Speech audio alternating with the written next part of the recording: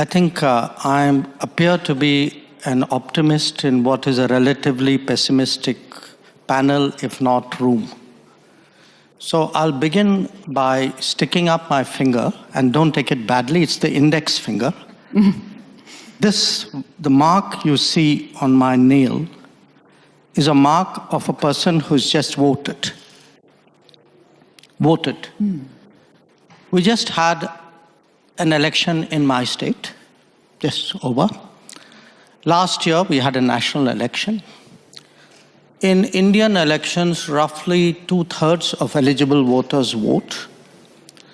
At the national election, electorate of about 900 million, about 700 million voted.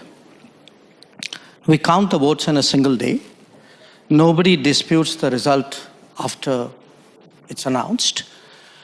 And if you look, and by the way, from the time we started voting in the modern era, 20% people more vote today than they did decades ago. So the first message that somehow democracy is in trouble globally, worldwide, I'm sorry, I have to differ with it. I mean, right now, we are living well, we are voting well, we are optimistic about the direction of our democracy, and for us, democracy is actually delivered. Senator, you said that, democracy doesn't put food on your table. Actually, in my part of the world, it does. Because it actually, today, because we are a democratic society, we give nutrition support, food support to 800 million people. And for whom that is a matter, of how healthy they are and how full their stomachs are. So the point I want to make is, look, different parts of the world are going through different conversations. Please do not assume that this is some kind of universal phenomenon. It is not. There are parts where it is working well. Maybe there are parts where it's not. And the parts which are not, I think people need to have an honest conversation about why it's not. I would argue that as to an extent as someone dispassionately viewing it, which was your question, there are some problems. A lot of it is an accumulated problem of the model of globalization that we've followed for the last 25, 30 years. I think a lot of chickens have come home to roost.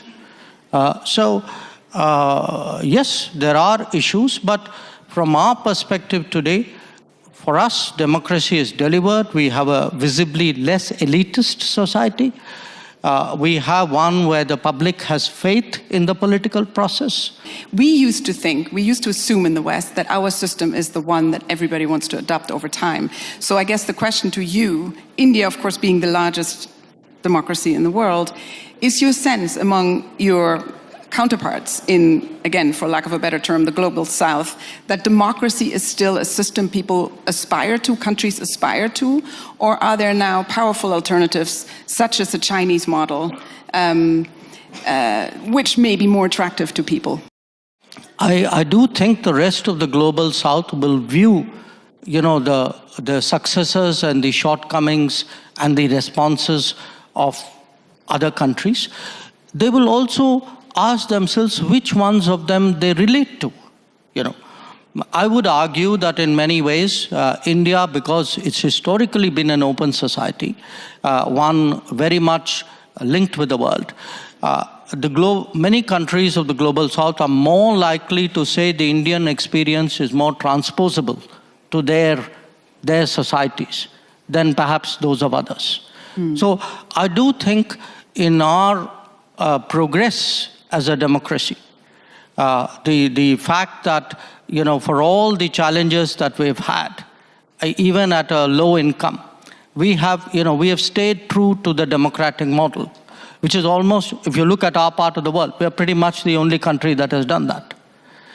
So I think it's something the West should look at, because if you do want democracy eventually to prevail, it's important the West also embraces successful models outside the West. I would challenge the equation of, liberalism in a kind of an international way with democracy. I do think different societies have their own cultures, their own values, their own ways of doing things. And the idea that there is some kind of universe, one truth and one judgment and one norm, and that should be preached, propagated, evaluated, and judged. I think that is one of the big issues we're having today in politics. And it is done by think tanks, it's done by people who do ratings, it is done by newspapers. So I think there is a reaction in many parts of the world to self-appointed custodians, people who've never fought an election, who are nothing to do with democracy, actually telling the rest of the world what is right and what is wrong in democracy. And I think it is, to me, inevitable that it will be challenged. My second issue, is, look, every country has its mainstream politics. It has its outliers, okay? If I were to look, for example, at how much Europeans, Westerners, reach out to outliers in those societies. If I were to look at what do Western ambassadors do in India, if my ambassadors did a fraction of that, you would all be up in arms. So I think there are double standards here.